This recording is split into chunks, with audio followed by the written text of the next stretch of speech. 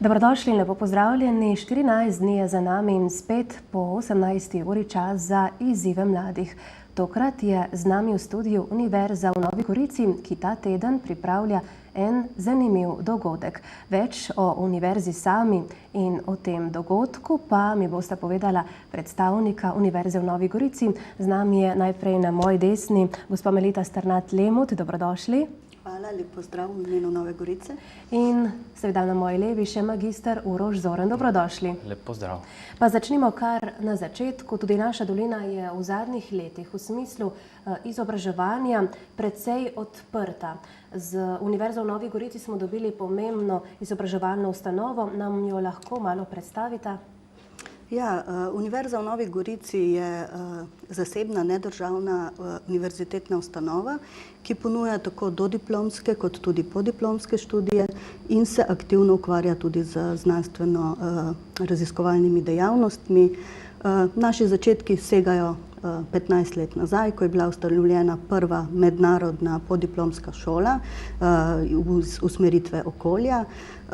Z razvojem smo se potem preimenovali v Politehniko, leta 2006 pa smo potem spremenili status in postali univerza. Danes se delo združuje v 5 fakultetah in 2 visokih šolah ter v 7 centrih oziroma laboratorijih in inštitutu, kjer pa seveda poteka znanstveno-raziskovalno delo.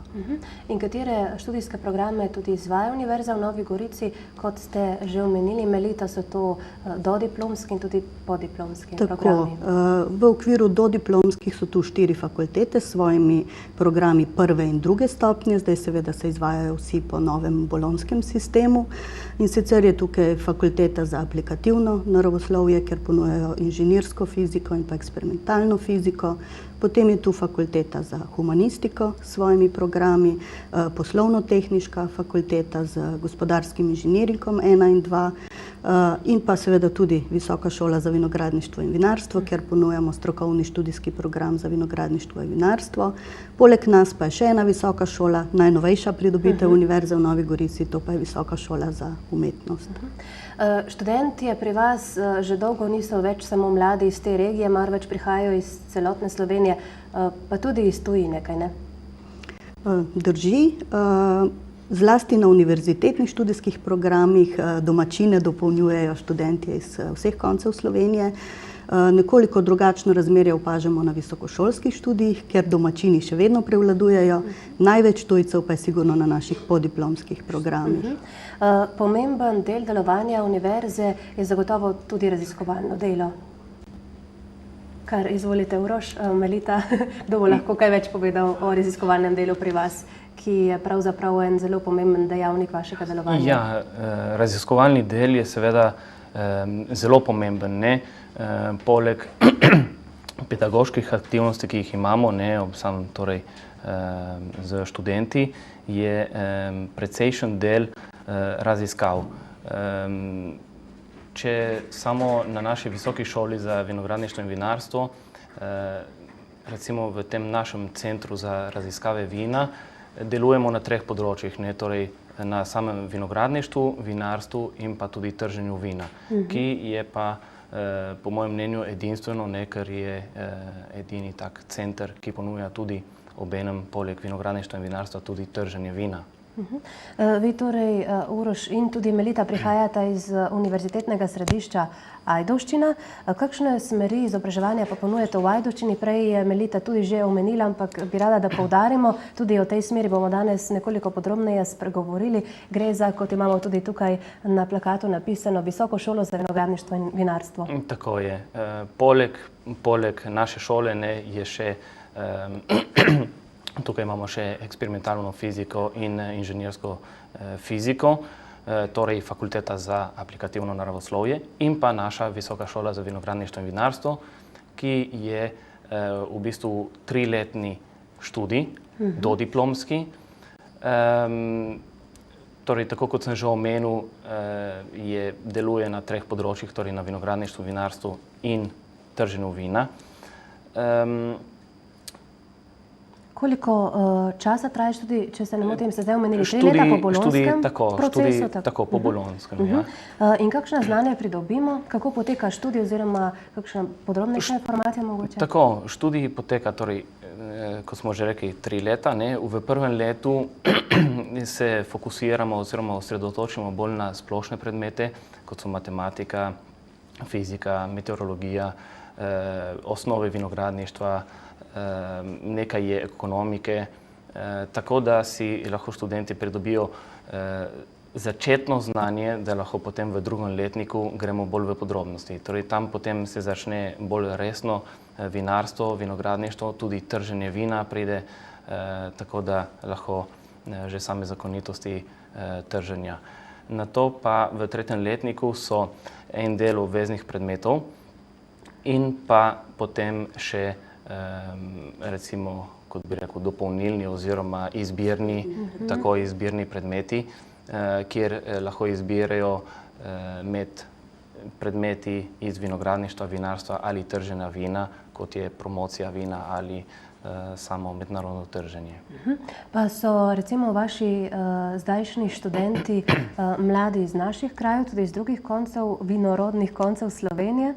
Ja, torej, kot je že Melita omenila, večina je iz domačega okolja, ampak opažamo trend naraščanja tudi iz drugih vinorodnih dežel oziroma okolišev Slovenije. Poleg tega pa prihajajo tudi iz nevinorodnih pokrajin, kot recimo iz Ljubljane ali pa iz tako zgornje Primorske. Tako da vidimo, da jih tudi tam, kjer ni vino pač doma, da je neko zanimanje. No, zagotovo, če govorimo o vinogradništvu, vinarstvu, tukaj ni samo pridelovanje trte, tu je celoten proces, tako trženje, ustvarjanje, torej iz biološkega smisla, kot potem, ko se preselimo že na ekonomijo in gospodarstvo. Tako da tukaj je širok spekter znanj, od tega, da trto posadimo, jo vzgojimo, poškropimo, skratka pridelamo zlato kapljico, potem stisnemo in seveda potem tudi trženje prodaja. Glede na to, koliko trte imamo, ne samo pri nas, marveč tudi na splošno v Sloveniji, koliko tega bogatstva, se vam zdi, da znamo tržiti te svoje danosti in predvsem pripravljati odlično vino? No, lepo ste povedala, naša stroka je zelo specifična, v bistvu potrebno je zelo multidisciplinarno znanje, tako naravoslovno znanje, ne samo biologije, tudi kemije, biokemije, mikrobiologije in podobno, kot seveda tudi ekonomska znanja, zlasti specifika našega trženja, pa tudi tehnološka znanja. Treba je poznati stroje, treba je poznati opremo, tako v vinogradu kot v kleti. Tako da stroka je zelo široka, mi se trudimo ponujati vse te 3 spektre na naši šoli. Bom rekla, veliko znanja in izkušenj v Sloveniji že obstaja, ki se jih pa seveda da z dvigom znanja in pa z raziskovalnimi rezultati še izboljšati. Manevrski prostor tukaj je še. Kar se tiče trženja, smo precej uspešni tudi na tujih trgih, smo pa mogoče še preveč individualno usmerjeni, mogoče manjka neka skupna strategija, ki bi nam pomagala postati bolj prepoznavni tudi tam, kjer nas mogoče še ne poznajo, čeprav smo edinstveni, pa tudi zelo veliko entuziazma v vinarstvu in vinogradništvu je v Sloveniji prisotnega in potem smo že poznani. Tako je tudi prav. Melita, ko zdaj tako govoriva o tem, da je pravzaprav ta smer izobraževanja še precej nepoznana, nerazširjena pri nas, ste pravzaprav prvi, ki ponujate tako smer izobraževanja. Tukaj je zagotovo treba nastaviti temelje, no, te ste že in zdaj tudi graditi, to verjetno pomeni tudi kontaktiranje s tujino, obiskovanje sejmov, skratka sledenje trendom na teh področjih, od mehanizacije, skratka, kot ste tudi že zdaj omenili, tako da temelji so važni, zdaj je pa potrebno najbrž pogledati tudi drugam. Tako, treba je nadgrajevati. Eden izmed ciljev tako univerze, kot seveda tudi naše šole, so stiki s tujino, izmenjava izkušenj in izmenjava znanj. Nazadnje nam to lahko prihrani veliko časa. Je pa seveda tudi se potrebno prilagajati našim specifikam, našim geoklimatskim pogojem in tukaj znanje manjka. Tako da to je en izmed velikih del, ki jih mora upraviti naš center za raziskave vina, se pravi vsa znanja prilagoditi našim geoklimatskim pogojem in s tem seveda tudi pomagati izboljšati kakovost, izboljšati ponudnost in seveda izboljšati našo prepoznavnost. Zelo veliko tujimi inštitucijami sodelujemo, najprej mogoče povem z nacionalnimi inštitucijami, v bistvu z vsemi, ki se kakorkoli bavijo z vinogradništvom in vinarstvom. Od tam tudi prihajajo mnogi naši predavatelji. Cilj je namreč, da poleg aktivnih raziskovalcev v študijski proces vključujemo tudi strokovnjake iz gospodarstva. Študij je namreč izredno praktično naravnan kot takšne vrste študij. Kar je lahko zelo velika prednost, ne? To je lahko zelo velika prednost naših študentov, zato je mogoče program nekoliko edinstven. Edinstven je predvsem v tem, da mu dodajamo trženje kot tretjo sfero, ki je izredno pomembna, ker samo pridelati dobro vino nažalost ne pomaga, ne? Nažalost ni dovolj, ampak je treba to vino tudi dobro plasirati na trgu in dobro in uspešno prodati in seveda zgraditi neko prepoznavnost na tem področju. Tako da sodelovanje je uspešno, še ga nadgrajujemo. V cilju je seveda sodelovati tako lokalno, nacionalno, kot tudi mednarodno. Uroš, kakšen je trend pri mladih? Se vedno pogosteje odločajo za take bolj smeri izobraževanja oziroma študija? Ja. Recimo konkretno na vaši smeri opažate večje povpraševanje? Konkretno vinogradništvo in vinarstvo je zelo specifičen študij, ne, kot je že prej Melita omenila. Tako da se študentje, ki se odločijo za ta študij,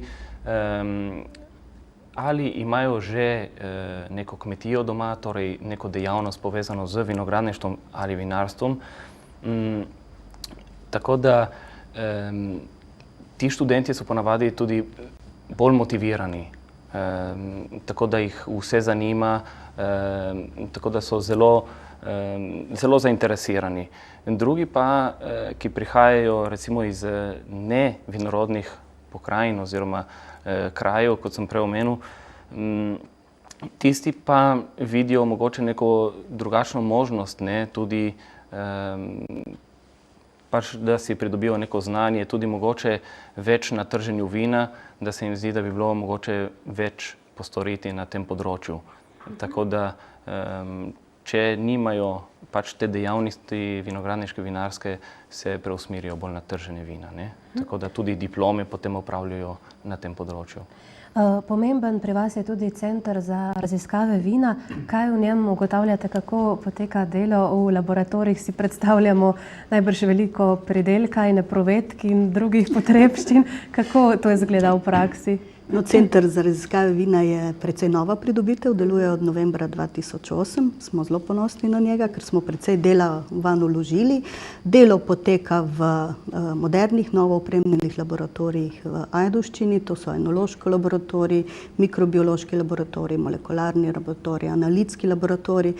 Potem poteka tudi v raziskovalni kleti v Vrhpolju, kjer je ves tehnološki del omogočen podvršt raziskavam in pa seveda po novem urejamo tudi univerzitetno posestvo, to je posestvo, ki obsega 16 hektarjev, ki nam bo seveda omogočilo tudi zelo pester sortni sestav in potem poskuse in raziskave, ki jih bomo lahko dosti širše zastavljali. To tukaj našim gledalcem lahko tudi pokažemo nekaj fotografij iz vaše univerze, predvsem tukaj na skrajni levi tudi raziskovalno delo, če je to videti na kameri, in seveda potem tudi poskušanje, če se ne motim, tukaj v spodnjem kotu. Najbrž to je zelo pomemben del raziskave, kaj ne? Seveda okusiti, kaj iz tega tudi nastane, drži? Tako je. Tukaj na sliki dejansko je slika iz naših degustacij, ki jih organiziramo dvakrat mesečno. Namenjeno je študentom, vsem študentom, tudi samim zaposlenim, bodisi na naši visoki šoli, kot pa na univerzi v Novi Gorici na splošno. In so to ponavadi tematske degustacije. In ali si izberemo neko sorto ali neko pokrajino ali neke primerjave med raznimi državami, tako da je zelo pestro. Predavatelji oziroma moderatorji so pa sva med drugim tudi mi dva z Melito in še par sodelavcev. Tako da si izmenjujemo in potem sami izberemo samo temo. In pač degustacija poteka zelo interaktivno. Ni samo z naše strani, ampak tudi študenti povejo svoje mnenje, kritike, pozitivne in negativne, vse sprejmemo. Zdaj ste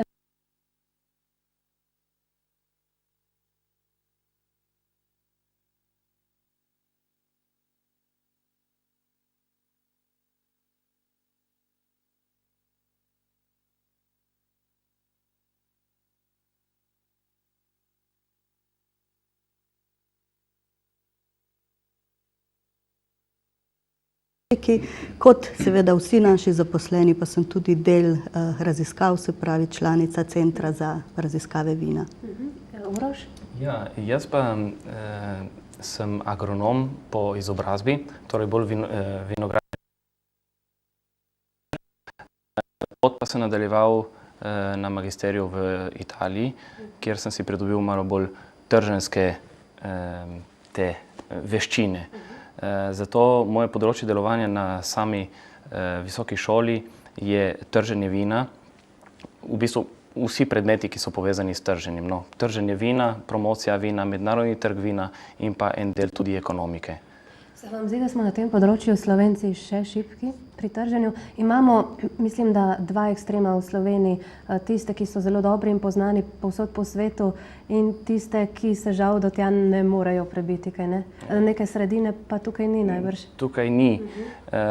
Sej Melita je že prej povedala, da manjka neka strategija, recimo bodisi, ki bi bila same vinorodne dežele, ali pa okoliša, ali pa kot same celotne države Slovenija. Da bi lahko ne kot posamezniki, ampak kot celota peljali vino v tujino oziroma na tuje sejme, tako da ne bi bilo te razdrobljenosti. Res je, da so posamezniki nekateri zelo dobri v trženju, ogromno delajo na tem, ogromno pač napredujejo in ne ostajajo na tistem, kar so že naredili, tako da vedno eno stopničko više grejo. Je pa res, da tiste sredine ni, ne? In ravno zaradi tega smo tudi na visoki šoli rekli, da mora biti tudi trženjski del, ki bo kako jih uporabiti potem pri samem trženju. Recepta, kako se trži vino, ni. Mi jim lahko damo samo orodje in potem lahko sami to pač svojo strategijo sami naredijo, ne? Tako. No, če pogledamo nekoliko predmetnik prvega letnika, ko sem ravno odprla tukaj vašo zgibanko, ki tudi predstavlja Visoko šolo za vinogradništvo in vinarstvo, se tukaj srečamo z nekaterimi osnovnimi predmeti, matematika, statistika, organska kemija, botanika.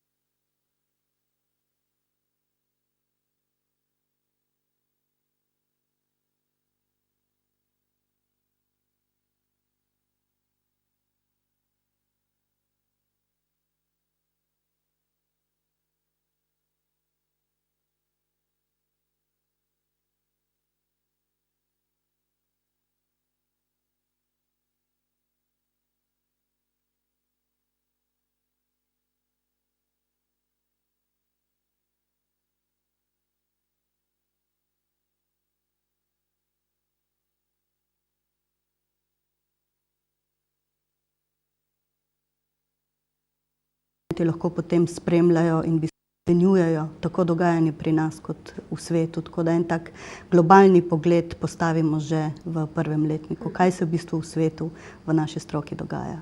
Predelujete tudi svoje vino, imate kakšno posebno vrsto? Oziroma, kakšne vrste sploh nastajajo v vaših rokah?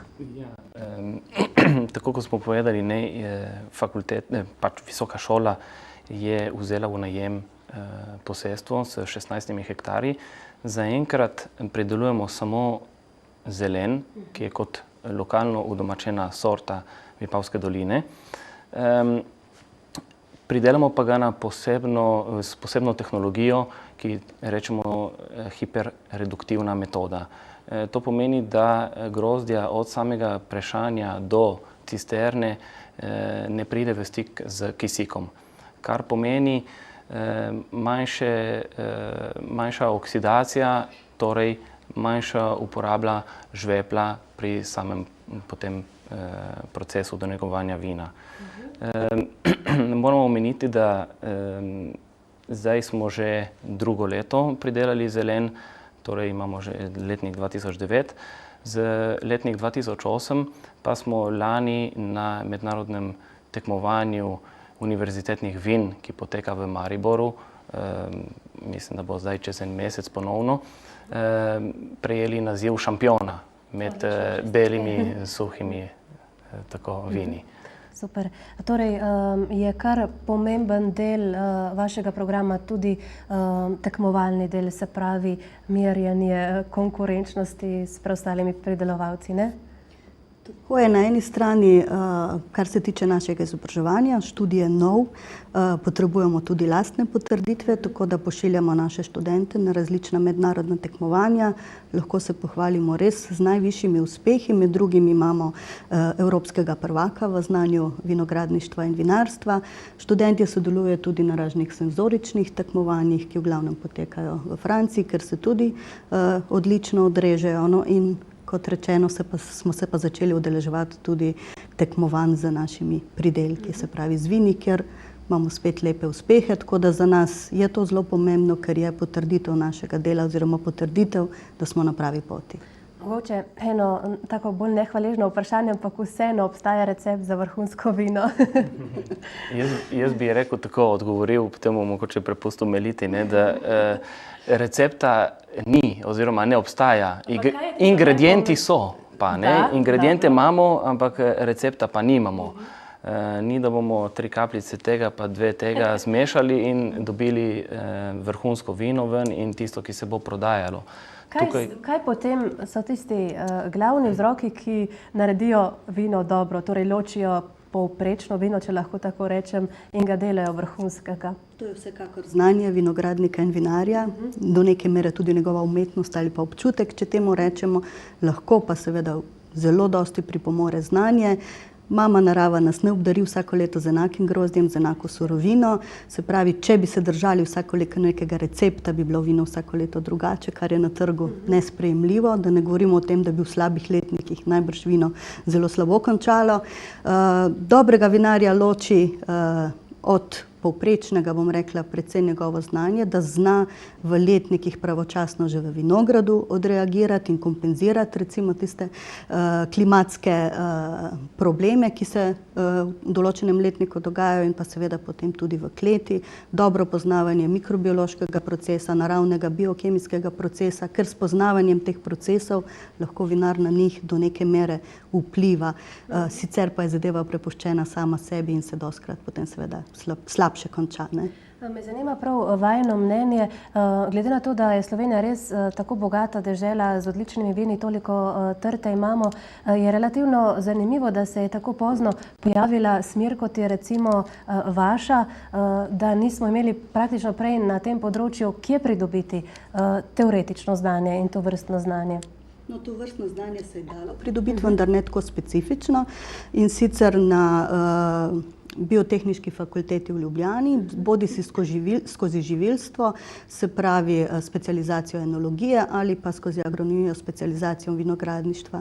Res pa, da povezave teh dveh v kombinaciji s trženjem prej ni bilo in nas je v bistvu to malo prisililo tudi dogajanje na vinskem trgu. Ne nazadnje je Slovenija tradicionalna vinorodna dežela in škoda bi bilo, da se ne bi mogla uspešno ob bok postavljati ostalim tradicionalnim deželam. Danosti imamo, želje in volje tudi dovolj, se pravi, potrebno je še nekoliko nadgraditi znanje in potem mislim, da imamo vse možnosti za uspeh.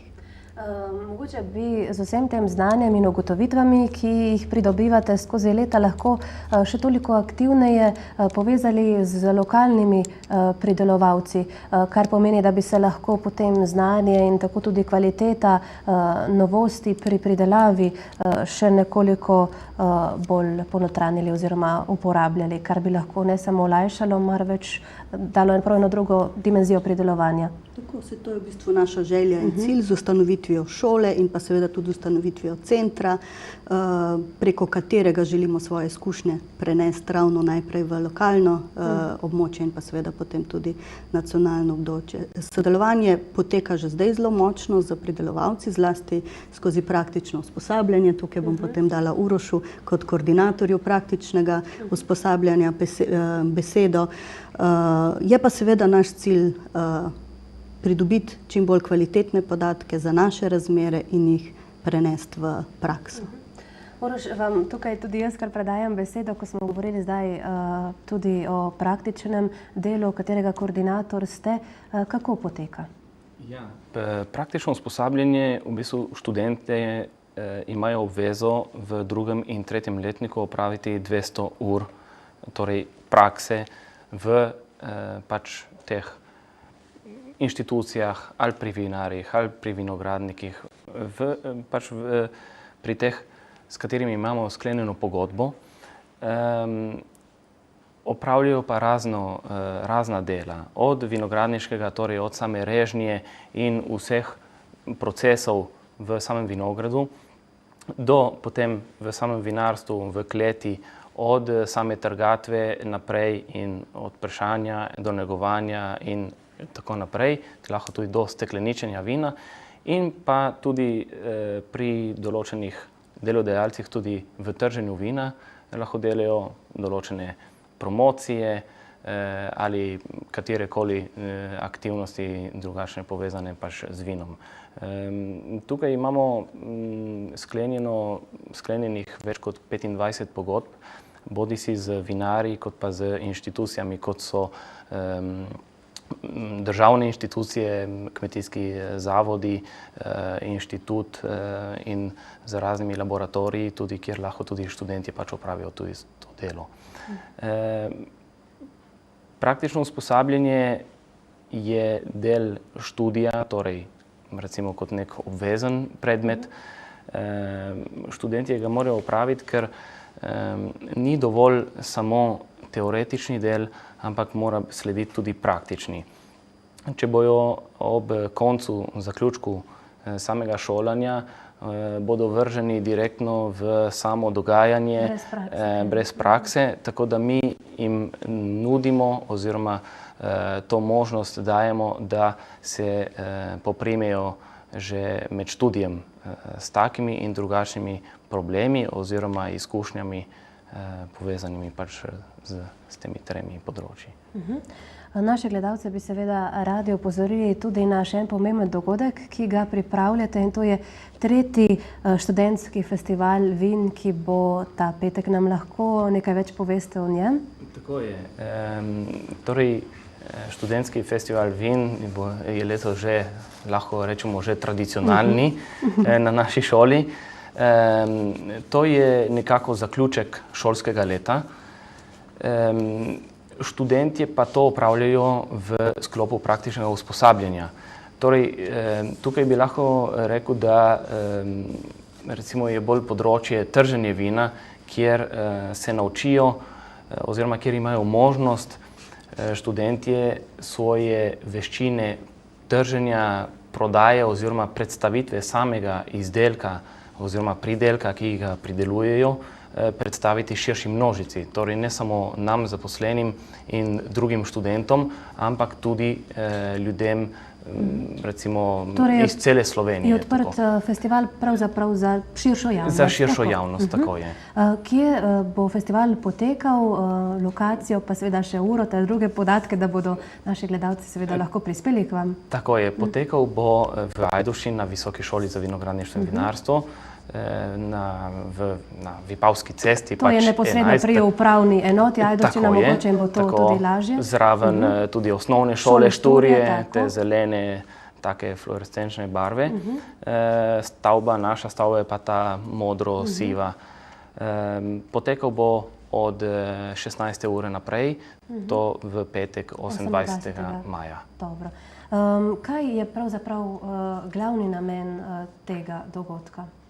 Glavni namen, kot sem že prej omenil, je, da si študentje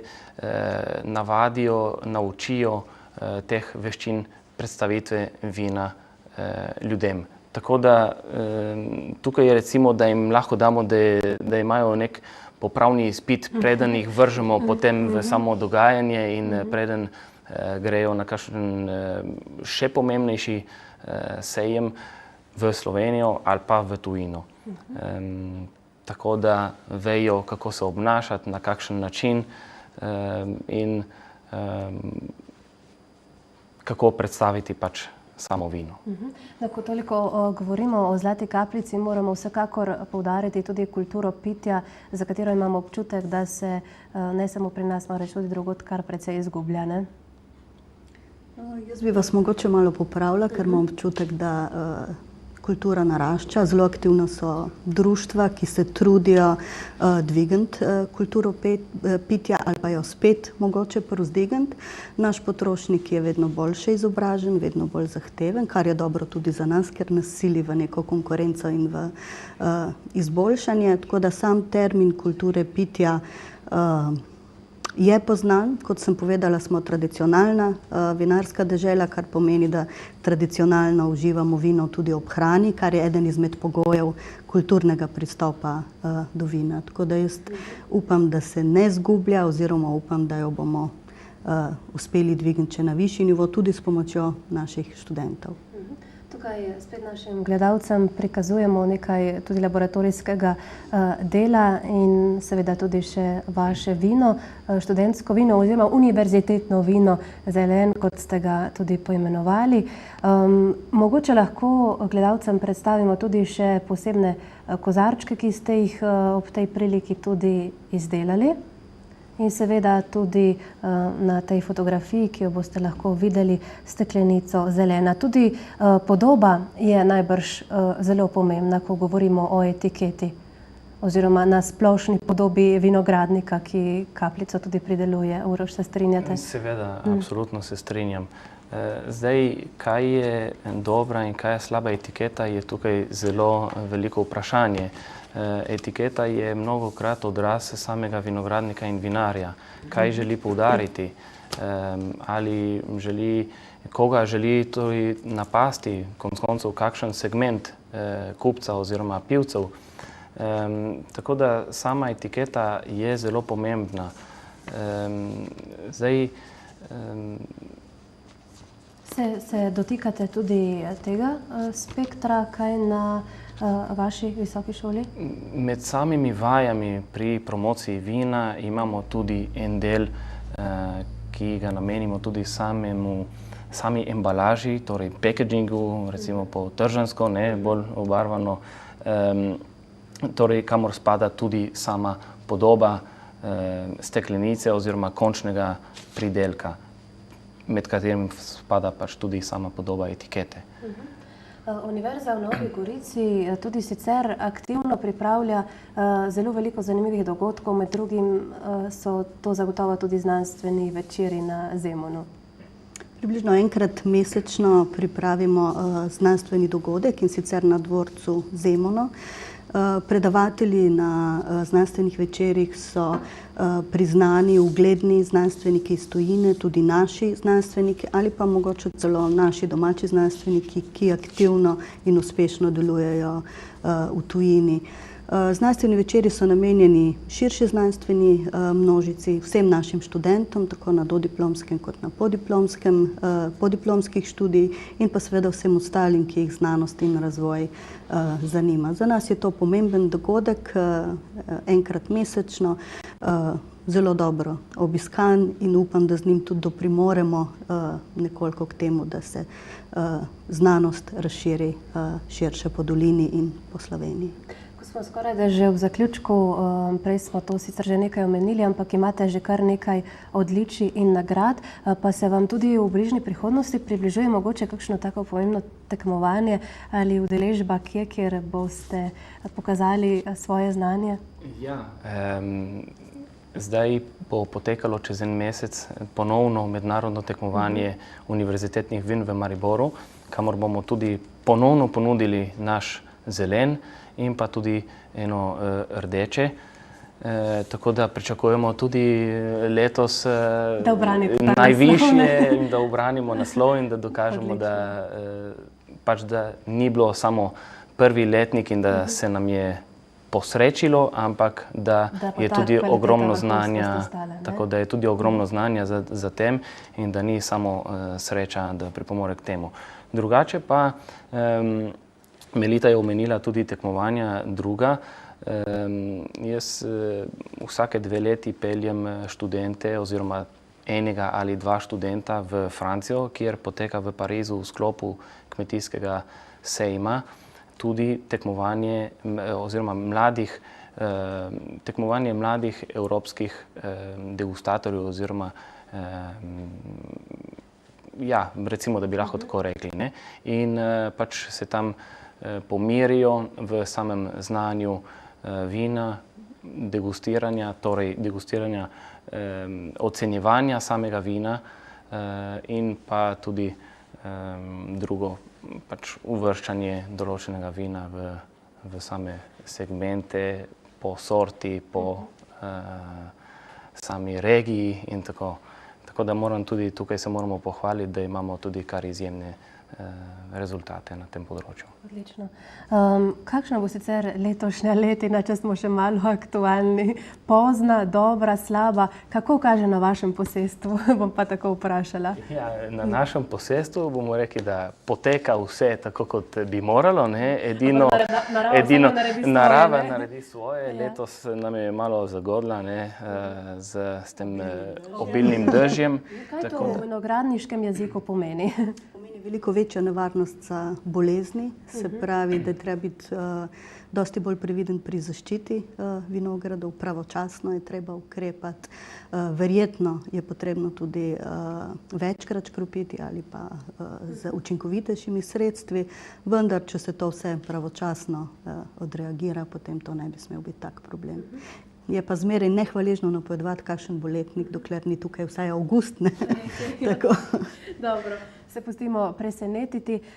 Mogoče še to vprašanje, so vaši študenti bolj fantje ali je tudi kakšno dekle med njimi, torej na vaši smeri? Če pogledam statistiko, samo prva generacija je bilo pol-pol, od takrat naprej pa je samo približno 1/3 deklet in 2/3 fantov, tako da se fantje, kot kaže, bolj odločajo za to smer. Dobro. No, bomo še enkrat naše gledalce v zaključku povabili k vam, sicer ta petek 28., da se vam pridružijo na študentskem festivalu vin. Tako je. Lepo vabljeni na našem študentskem festivalu vin in pridite, ne bo vam žal. Lepo. Hvala še enkrat obema, magister Uroš Zorn in Melita Strnad-Lemot, da ste prišla v naš studio in z nami podelila veliko znanja in informacij. Pa uspešno še naprej in na zdravje, kot tako rečemo. In hvala tudi vam, ker ste bili z nami. To so bili novi izzivi mladih. Tokrat smo torej spregovorili o zanimivi smeri, ki je pri nas še nerazvita, a vas vabi, da ji podelite košček svoje pozornosti ne samo študentskim festivalom, marveč tudi kako drugače. Tudi na spletni strani Univerze v Novi Gorici najdete zagotovo kaj informacij zase. Ali ste študent, ali to še boste, ali pravzaprav ne in vas samo to področje zanima. Lepo se imejte, čez 14 dni bomo pred novim izzivom. Do takrat pa srečno in prijetno.